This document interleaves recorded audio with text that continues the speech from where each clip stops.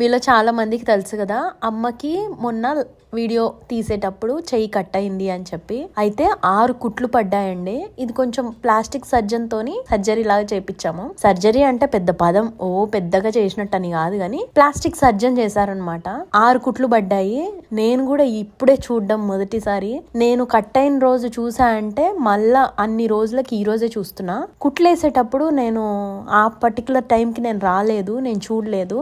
అయితే కుట్లు వేసాక 3 రోజులు పెద్ద కట్టు కట్టారు. ఆ తర్వాత చిన్న ప్లాస్టర్ లాగా బ్యాండేజ్ పెట్టారు. అది ఎవ్రీ ఆల్టర్నేట్ డే ఒకసారి క్లీన్ చేసి కొత్త ప్లాస్టర్ వేసుకోండి, మళ్ళా 3 రోజుల తర్వాత వస్తే ఈ స్టిచెస్ ఇప్పేస్తామన్నారనమాట.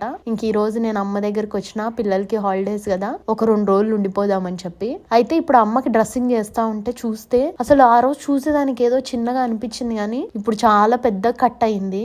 అందులోనూ ఇంకా పచ్చిగా అలాగే ఉంది. డ్రెస్సింగ్ చేసేటప్పుడు నాకు మస్తు భయం వేసింది.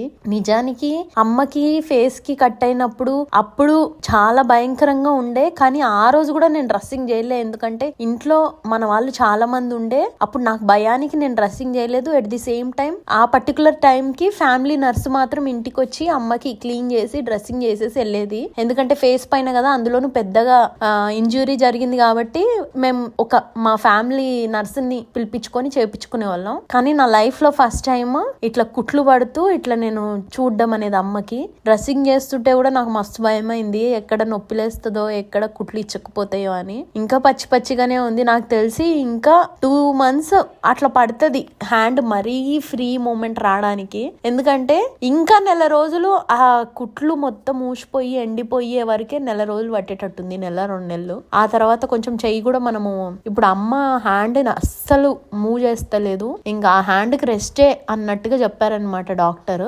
కాబట్టి ఇంకొక 1-2 నెలలు పడుతుంది. ఏదైనా మనకి జరిగే వరకే తెలుస్తుంది కదా ఆ విలువ. అసలు అమ్మకైతే చాలా ఇబ్బంది అయిపోతుంది, ఈవెన్ ఫుడ్ తినడానికి కూడా. చూసే మాకు కూడా మస్తు ఇబ్బంది పడుతుంది అనిపిస్తుంది. కానీ ఇంకా మా మమ్మీ మమ్మల్ని కూడా ఇబ్బంది పెట్టలేక మా మమ్మీ చేసుకుంటుంది. ఒకటి మాత్రం నిజమండి, అసలు ఎంత పెద్దది అవ్వాల్సిందో ఆ దేవుడి దయ వల్ల, మా మీద ఉన్న చాలా మంది ప్రేమల దయ వల్ల చాలా చిన్న దాంతో పోయింది. ఎందుకంటే డాక్టర్ కూడా అదే అన్నారు, అసలు ఇది ఇంకొంచెం పక్కకి కట్ అయినా కూడా చాలా సివియర్ ఉంటుండే, చాలా సీరియస్ అవుతుండే కండిషన్ అని చెప్పి. అయినా ఒక్కటండి, ఎవరికి అన్యాయం చేయకుండా మన పని మనం చేసుకుంటున్నప్పుడు, మనకేదన్నా జరిగేటప్పుడు ఆ దేవుడే అండగా నిలుస్తాడు. కొండంత ఆపద వచ్చేది ఉందన్నా కూడా ఘోరంతలో తొలగిస్తాడు. మీరందరూ అమ్మకి ఎట్లుంది అసలు ఏమైంది చూపెట్టమన్నారని చెప్పి ఈ రోజు మీకు డీటెయిలింగ్ గా చూపించా అనమాట. అమ్మ పైన మీరందరూ చూపించిన అంత ప్రేమకి థ్యాంక్ యూ సో మచ్.